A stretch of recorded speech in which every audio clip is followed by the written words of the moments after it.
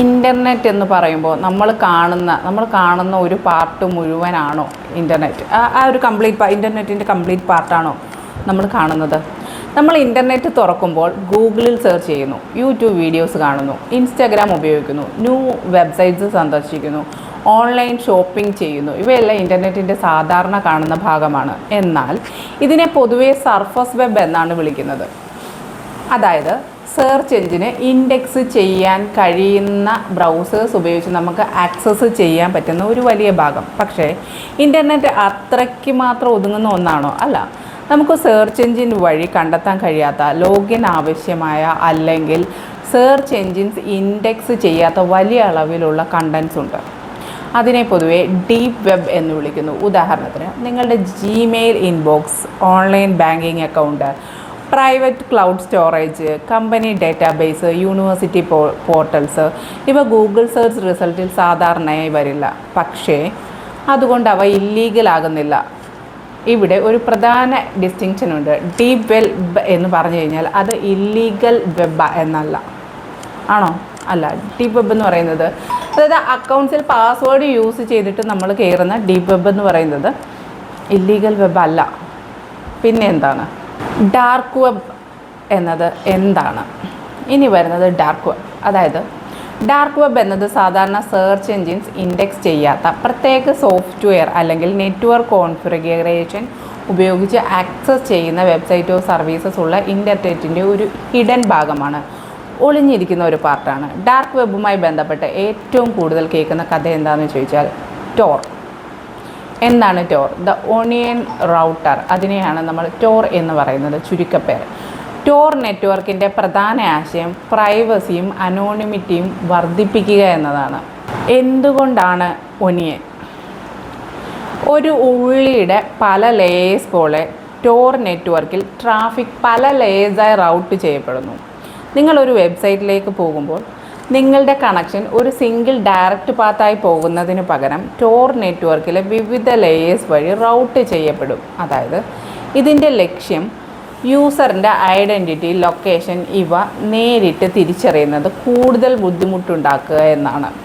അതുകൊണ്ട് ഒണിയൻ മെറ്റാഫോർ ഉപയോഗിക്കുന്നത്. ഒണിയൻ എന്ന് പറയുന്ന ഒരു മെറ്റാഫോറാണ് യൂസ് ചെയ്യുന്നത്. പക്ഷേ ഇവിടെ ഒരു വളരെ പ്രധാനപ്പെട്ട കാര്യമുണ്ട്. ടോർ എന്ന് പറഞ്ഞാൽ ഒരു ക്രിമിനൽ നെറ്റ്വർക്ക് എന്നല്ല.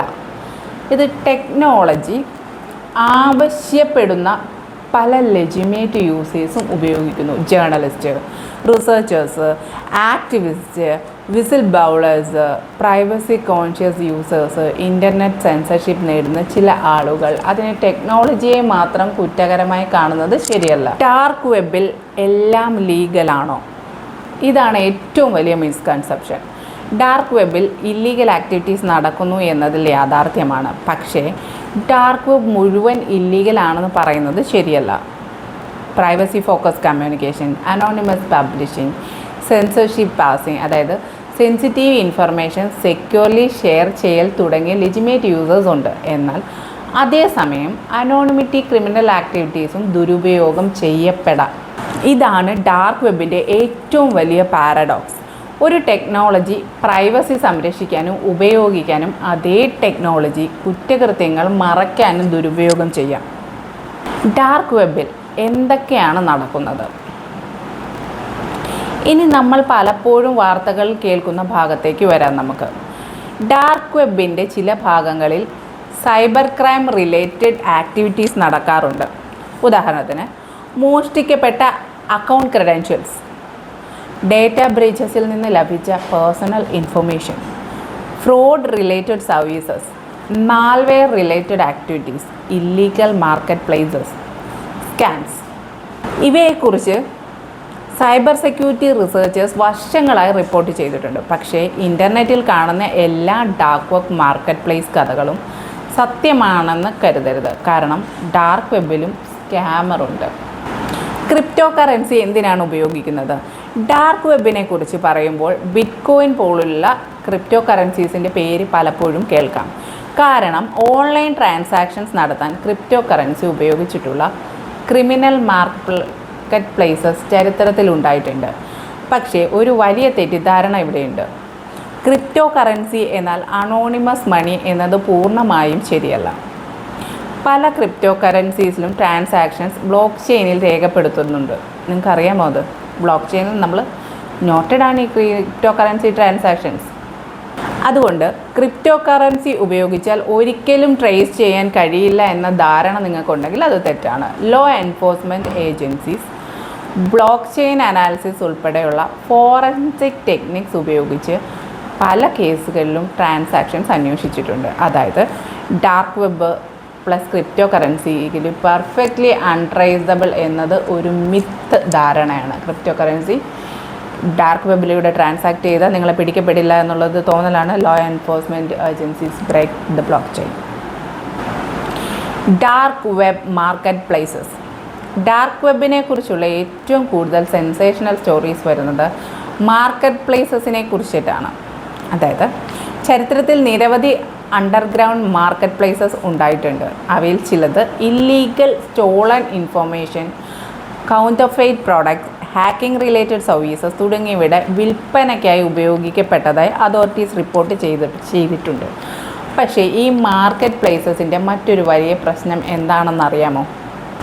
ട്രസ്റ്റ് തന്നെയില്ല. ഒരു സെല്ലർ നിങ്ങളിൽ നിന്ന് ക്രിപ്റ്റോ കറൻസി വാങ്ങിയിട്ട് ഒന്നും അയക്കാതിരിക്കാം. ഒരു മാർക്കറ്റ് പ്ലേസ് തന്നെ സ്കാം ആയിരിക്കാം. അല്ലെങ്കിൽ മാർക്കറ്റ് പ്ലേസ് നടത്തുന്ന ആളുകൾ തന്നെ യൂസേഴ്സിൻ്റെ മണി തട്ടിയെടുക്കാം. അതായത് അപരിചിതമായ ഒരു ഇരുണ്ട ഓൺലൈൻ മാർക്കറ്റിൽ ക്രിമിനൽസ് തന്നെ സ്കാം ചെയ്യുന്ന അവസ്ഥയും ഉണ്ടാകാം. റെഡ് റൂം പോലുള്ള കഥകൾ സത്യമാണോ?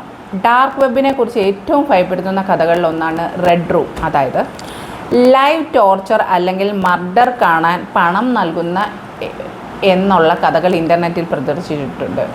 ഇവയെക്കുറിച്ച് എസെൻഷ്യൽ വീഡിയോസ് ധാരാളം കാണാൻ കഴിയും.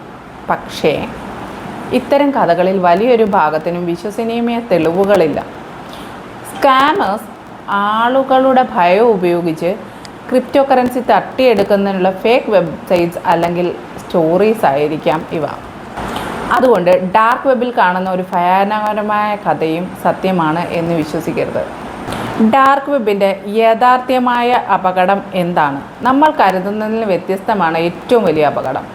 ഡാർക്ക് വെബിൽ കയറിയാൽ ഉടൻ എന്തെങ്കിലും ഭയാനകമായ സംഭവം നടക്കും എന്ന് അല്ല ഞാൻ ഉദ്ദേശിച്ചത്. പക്ഷേ സൈബർ ത്രെറ്റ്സ് വളരെ സീരിയസ് ആണ്.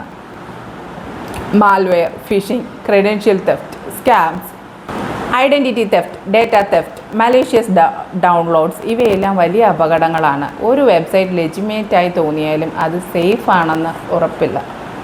നിങ്ങളുടെ ഡേറ്റ അവിടെ എത്തുന്നത് എങ്ങനെ? നിങ്ങളുടെ പാസ്വേഡ് ഒരു ഡാർക്ക് വെബ് മാർക്കറ്റ്പ്ലേസിൽ അല്ലെങ്കിൽ നേരിട്ട് മോഷ്ടിക്കപ്പെടണമെന്നില്ല. ഒരു സാധാരണ വെബ്സൈറ്റിൽ ഡേറ്റ ബ്രഞ്ച് ഉണ്ടായാൽ മതി. ഒരു കമ്പനി ഡേറ്റാബേസ് ഹാക്ക് ചെയ്യപ്പെടുന്നു. Email addresses, passwords, phone numbers തുടങ്ങിയ ഇൻഫർമേഷൻ ലീക്കാകുന്നു. പിന്നീട് ആ ഡേറ്റ ക്രിമിനൽ ഫോറംസ് അല്ലെങ്കിൽ അണ്ടർഗ്രൗണ്ട് മാർക്കറ്റ് പ്ലേസസിൽ സർക്കുലേറ്റ് ചെയ്യും. അതുകൊണ്ട് ഡാർക്ക് വെബിൻ്റെ പ്രശ്നം ചിലപ്പോൾ നിങ്ങൾ ഡാർക്ക് വെബ് ഉപയോഗിക്കുന്നതല്ല, നിങ്ങളുടെ ഡേറ്റ അവിടെ എത്തുന്നതാണ്. നിങ്ങളുടെ പാസ്വേഡ് സുരക്ഷിതമാണോ? ഇവിടെ ഒരു ചെറിയ ടെസ്റ്റ് ഉണ്ട്. നിങ്ങൾ ഒരേ പാസ്വേഡ് ജിമെയിലും ഇൻസ്റ്റഗ്രാമിലും ഫേസ്ബുക്കിലും ഷോപ്പിംഗ് വെബ്സൈറ്റിലും ഉപയോഗിക്കുന്നുണ്ടോ? അങ്ങനെയാണെങ്കിൽ അത് അപകടമായ ശീലമാണ്. ഒരു വെബ്സൈറ്റ് ബ്രഞ്ചിൽ നിങ്ങളുടെ പാസ്വേഡ് പുറത്തായാൽ അതേ പാസ്വേഡ് മറ്റൊരു അക്കൗണ്ടിൽ ഉപയോഗിച്ചിട്ടുണ്ടെങ്കിൽ അറ്റാക്കേഴ്സ് അത് പരീക്ഷിക്കും. അതുകൊണ്ട് ഒരു പ്രധാന അക്കൗണ്ടിന് യുണീക്ക് പാസ്വേഡ് ഉപയോഗിക്കരുത്.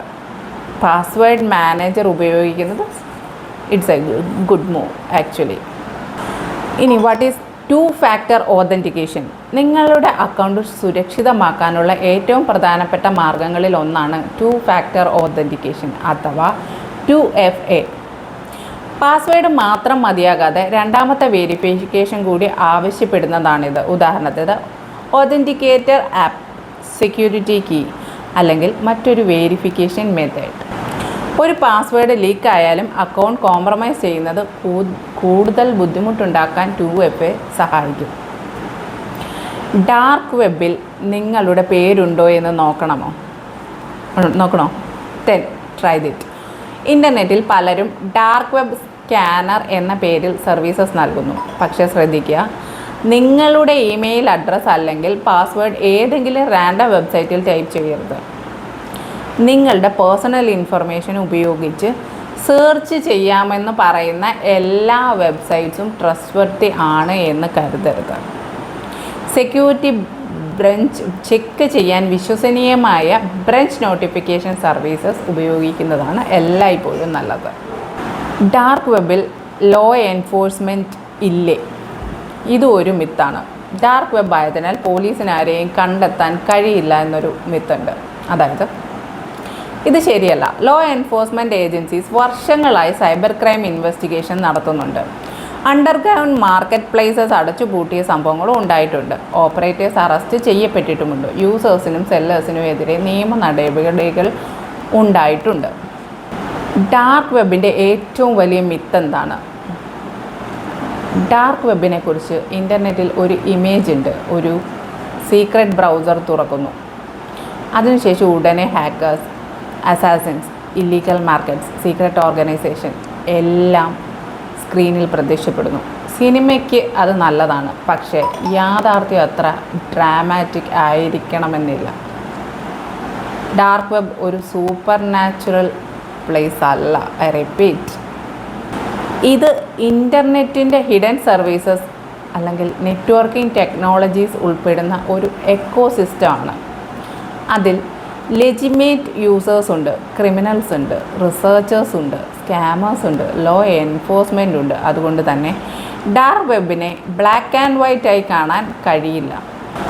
ഡാർക്ക് വെബ് അല്ലെന്നുണ്ടെങ്കിൽ എന്താണ് ഡീപ്പ് വെബ്? ഇത് രണ്ടും ഒന്നല്ല.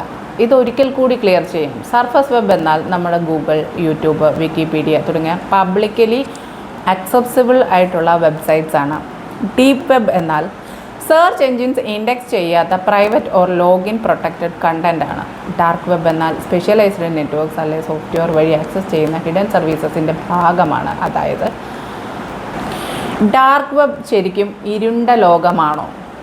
ഇവിടെയാണ് ഇന്നത്തെ വീഡിയോയുടെ പ്രധാന ചോദ്യം. ഡാർക്ക് വെബിനെ ഏബിൾ ഇൻ്റർനെറ്റ് എന്ന് വിളിക്കാമോ?